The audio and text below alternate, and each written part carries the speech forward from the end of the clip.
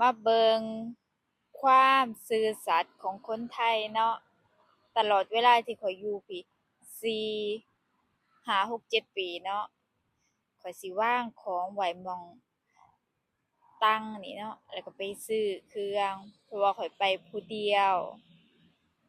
ข้อยสิหอบเครื่องย่างไปมันก็สิยุ่งยากลำบากมันหนักไปย่างเลาะอีกจักหน่อยหนึ่งหาเบิ่งซุอย่างซุแนว อันนี้คือตลาดสดที่ว่าข้อยมาซื้อเครื่องเป็นประจำทุกอาทิตย์เนาะอาทิตย์หนึ่งข้อยก็สิมีเงินสำหรับซื้อของกินเฮ็ดแต่งกินเองทุกอาทิตย์มาเรามาเบิ่งผลลัพธ์กันดีกว่าว่าสิยังอยู่บ่แทนยังบ่ฮอดอันนี้บ่แม่นถ่ายบรรยากาศเบิ่งเนาะ ใส่ดนตรีตึงตึงตึงตึงตึงแทนยังอยู่รอดปลอดภัยเห็นบ่พี่น้องสุเจ้าว่าคนไทยน่ารักส่ำใดเห็นบ่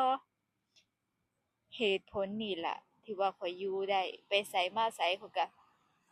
สบายใจรู้สึกปลอดภัยเนาะข้อยมักไปไสมาไสผู้เดียวอีกรอบหนึ่งอันนี้เปลี่ยนหม้องแหน่เนาะแต่ว่าอยู่ตลาดเดียวกันมา มาลองใจอีกบาทหนึ่งวางเครื่องอยู่บนโต๊ะ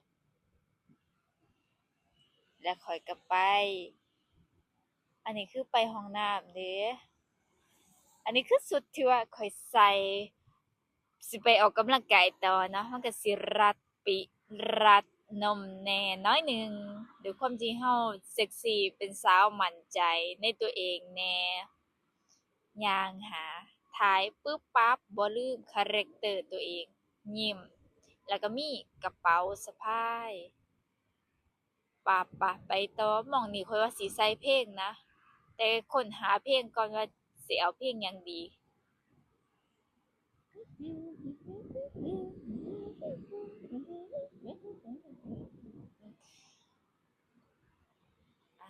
ฮอดแล้ว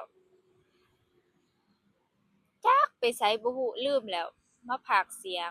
อ้อๆขึ้นหัวคันไดเลื่อนเด้นี่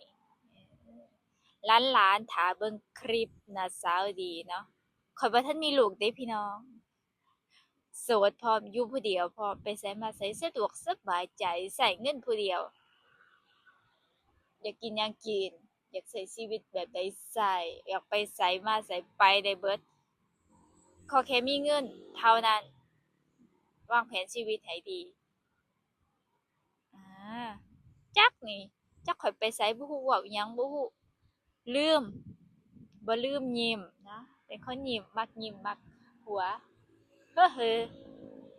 ปึ๊บนี่มาฮอดแล้วผ่านฉลุยของยังอยู่หม้องเก่าขนาดบ่ได้ฝากไว้เดะนี่กองซื่อๆเยี่ยม